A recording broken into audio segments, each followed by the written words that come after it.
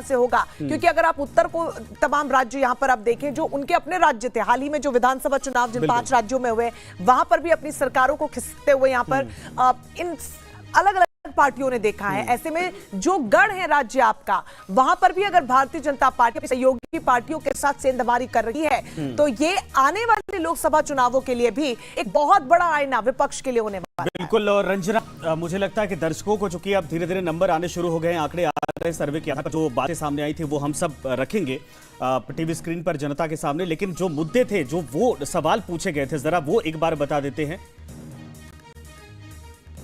और इसी बीच एक और बड़ी खबर है। बड़ी खबर हम आपको बता दें, इंडिया टुडे का सर्वे भी सामने आ गया है। एक्सिस माई इंडिया का तमिलनाडु सर्वे इस वक्त हम आपको बता रहे हैं, एनडीए को तमिलनाडु में 2 से 4 सीटें मिल रही हैं और इंडिया गठबंधन को तमिलनाडु में 13 से 15 सीटें। ये चौंकाने वाली बात है। देखिए, जैसे तमिलनाडु की बात की जाए, हालांकि एनडीए का जो अभी एबीपी वोटर सर्वे हमने देखा, उसमें 1 से 3 सीटें बताई जा रही थी, इसमें 2 से 4 बताई जा रही है।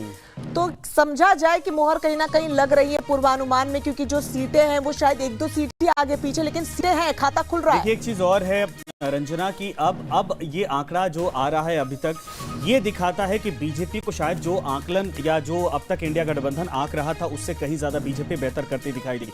क्योंकि जिन राज्यों में बीजेपी यहाँ के नेताओं को इतनी अच्छी उम्मीद नहीं थी, लग रहा था कि तमिलनाडु से 1 सीट अन्नामलाई वाले निकल सकती है, बाकी हो सकता है कि फाइट की कंडीशन में अगर यहां पर एक्सिस माई इंडिया की तरफ से 2-4 सीटें दी जा रही हैं, तो ये आप अंदाजा लगाइए, जहां पर बीजेपी का वोट बैंक नहीं था वहां से इतनी सीटें निकल रही। तो जिस क्षेत्र में वोट बैंक मजबूत है, बीजेपी का गढ़ कहा जाता है, वहां पर भारतीय जनता पार्टी इस बार वाकई में बेहतर करती है। बिल्कुल, और उसी का जिक्र भी संजय मैं भी कर रही थी, जो उत्तर के राज्य हैं, फिर चाहे उत्तर प्रदेश हो, राजस्थान हो, हिंदी भाषी गुजरात हो, हाँ, उन क्षेत्रों में आप समझिए कि कितना बड़ा डेंट इंडिया गठबंधन के लिए होने वाला है अगर उन्हीं के गढ़ में सेंधमारी यहाँ पर की जा रही है। क्योंकि जो पूर्वानुमान सामने आ रही है, और एक नहीं, ये दूसरा हमने इंडिया टुडे एक्सिस माई पोल का बता दिया, जहां पर 2 से 4 सीटें एनडीए को मिल रही हैं, गठबंधन को 13 से 15 सीटें मिल रही हैं, तो वही डीएमके को 20 से 22 सीटें मिल रही हैं। हालांकि बहुमत में जरूर है विपक्ष यहाँ पर, लेकिन एनडीए का वहां पर घुसना और सीटों को वहां पर तब्दील कर पाना, वो जो भीड़ वहां पर जुट रही थी तमाम दिग्गजों की रैली और सभा में, उसको वोट बैंक में, क्योंकि बार बार से किसी का ही किया जाता रहा है, खासतौर पर 2024 के चुनावों की बात करें, क्योंकि कहीं से कोई बॉलीवुड स्टार मैदान में था, तो कोई राजघराने का उम्मीदवार मैदान में था, तो कोई पहले से राजनीति का सूरमा था, और हर कोई एक दूसरे पर आरोप लगाता है कि भीड़ तो जुट रही है, लेकिन वोट बैंक में अच्छा, ये वही राज्य है, स्टालिन के बेटे की तरफ से बार बार सनातन पर हमला किया गया था, आपने देखा होगा।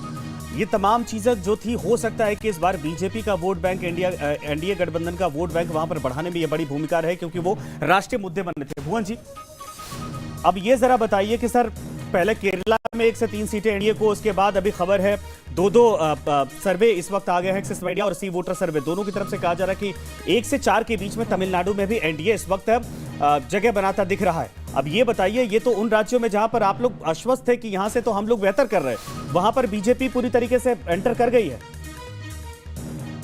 अब भी उम्मीद है? डेमोक्रेसी है, हाँ, उसमें एग्जिट पोल करने का अधिकार दिया गया, लेकिन जो जनता जनार्दन होते हैं, उसका जो आशीर्वाद का परिणाम होता है, वही एग्जिट पोल होता है। और एग्जिट पोल 4 तारीख को जब आएगा, हम आप सब जिम्मेदार लोग हैं, हम देखेंगे कि ये सब आंकड़े ध्वस्त होंगे और इंडिया गठबंधन की सरकार 295 प्लस के साथ बनने जा रही है। ये बात बहुत जिम्मेदार है। दूसरे एग्जिट पोल को भी आप नकार रहे हैं। देखिए, मैं किसी को, देखिए मेरी कोई हैसियत नहीं, मैं किसी को नकारूं या किसी को मानूं। आपको देखिए, मैंने बोला हम डेमोक्रेसी के लिए तो लड़ रहे हैं, संविधान के लिए लड़ रहे हैं, लोकतंत्र के लिए लड़ रहे हैं, देश के लड़ रहे हैं। हम ऐसे तो लोग नहीं, हम कहते कि आप एग्जिट पोल मत निकालिए, फिर किस बात की डेमोक्रेसी है? आपने निकाला, आपका सम्मान है, लेकिन हम लोग जो एग्जिट पोल को मानने वाले लोग हैं, देश के जनता के जनार्दन को मानने वाले लोग हैं। आप देखिएगा, जब 4 तारीख को हम और आप बैठेंगे, 295 प्लस के साथ इंडिया गठबंधन होगा।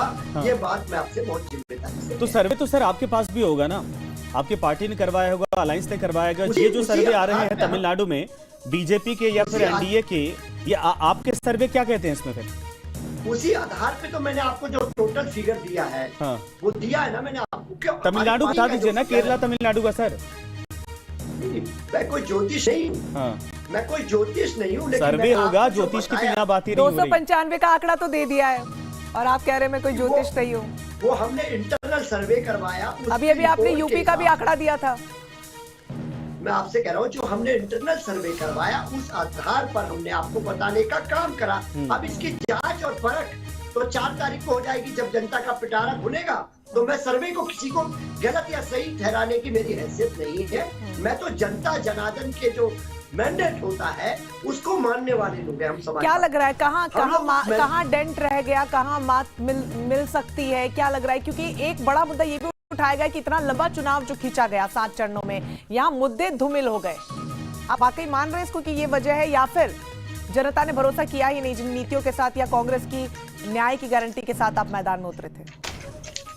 देखिए, आपने बात करी मुद्दों की। मेरे ख्याल से देश के संवैधानिक पद पर सबसे बड़े माननीय प्रधानमंत्री जी हैं। उनको 10 साल का अपना रिपोर्ट कार्ड बताना चाहा, वो बात कर रहे हैं मटन मछली मुसलमान मंगलसूत्र मौन पे चले गए। तो अब ये तो माननीय प्रधानमंत्री जी का है।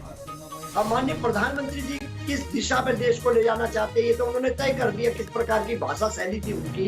इससे पूर्व में भी प्रधानमंत्री रहे, अटल जी भी रहे, युवराज जी रही है, मनमोहन सिंह जी रहे, लेकिन उनकी भाषा शैली देखिए। हम इसमें इसलिए नहीं कह रहे, हम इंदिरा गांधी को कह रहे हैं और अटल जी को। अटल जी का भी एक शालीनता का एक था, लेकिन प्रधानमंत्री की गरिमा जिस प्रकार गिरी है उसका भी जनता जवाब दे रही है। आप धैर्य रखिए, 2 दिन बीच में 4 तारीख को सब बातों का जवाब 140 करोड़ महान जनता दे देगा। भारत में इतनी रैलियां, इतना वक्त उन्होंने गुजारा है, क्या आप लोगों को लगता नहीं कि दक्षिण भारत में वाकई में इंडिया गठबंधन को डेंट लग सकता है? ये अनुमान आप लोगों को था? हालांकि सर्वे तो यही बता रहे हैं कि वहां प्रधानमंत्री की मेहनत साफ तौर पर दिख रही है।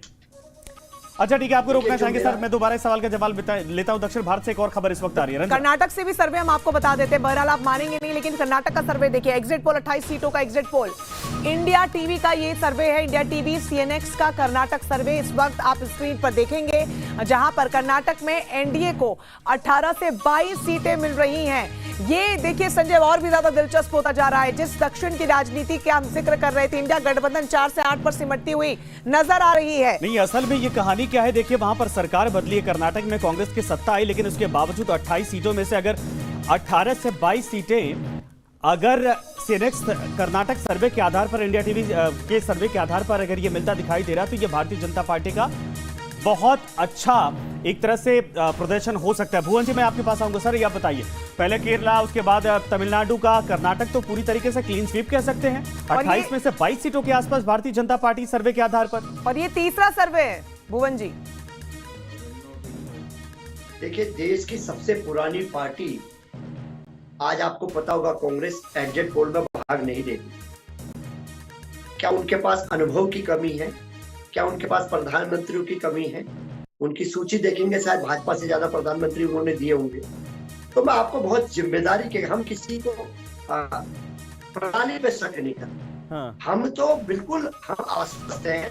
4 तारीख को परिणाम जब आएगा, अंतिम परिणाम आएगा, 295 प्लस का आंकड़ा इंडिया बनाएगा, इंडिया की सरकार बनेगी। उसमें जोशी जी, इस लाइन से हट के हमारे पास, इस लाइन से हट के मुझे थोड़ा सा आंकड़ा बताइए ना। आप लोगों ने ये दावा किया कि कांग्रेस इंडिया का नहीं बल्कि जनता का सर्वे है।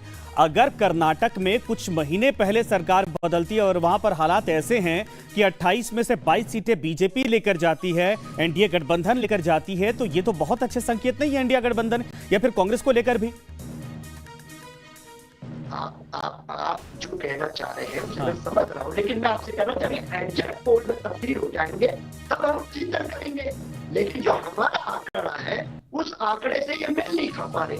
हमारा जो आंकड़ा है, क्या है आपका आंकड़ा? भारतीय जनता, हाँ मैं अब वो बता रहा हूँ, उस बात को भी तीसरी बार आप सुनोगे। हाँ। ये चुनाव हमने कहा ना, ये किसी इंडिया गठबंधन ने चुनाव नहीं लड़ा है, जनता ने लड़ा है। जनता कौन थी? वो महिलाएं जिनसे ठगा गया, वो युवा जिनको रोजगार के नाम से ठगा गया, वो किसान जिनको आय दुगनी के नाम से ठगा हुआ। ये पूरा समाज ही मिलके तो देश बनता है। उस देश का खिलाफ था। 14 और 19 में आदरणीय मोदी जी के अच्छे दिनों पर लोगों को विश्वास था, लेकिन अच्छे दिन जब नहीं आए 10 साल में, तो अब हमें पूरा विश्वास है 4 तारीख को जब इंडिया की सरकार बनेगी तो भारत में खुशी के दिन आएंगे। अच्छा ठीक है, मैं आपके पास आता हूं, लेकिन जो ये सर्वे है इसमें बड़ी खबर है कि इंडिया टीवी सीएनएक्स का कर्नाटक सर्वे है। इसमें किसको कितनी सीटें जरा समझिए। एनडीए को 18 से 22 सीटें, इन सब के बीच में कर्नाटक के 28 सीटों का एग्जिट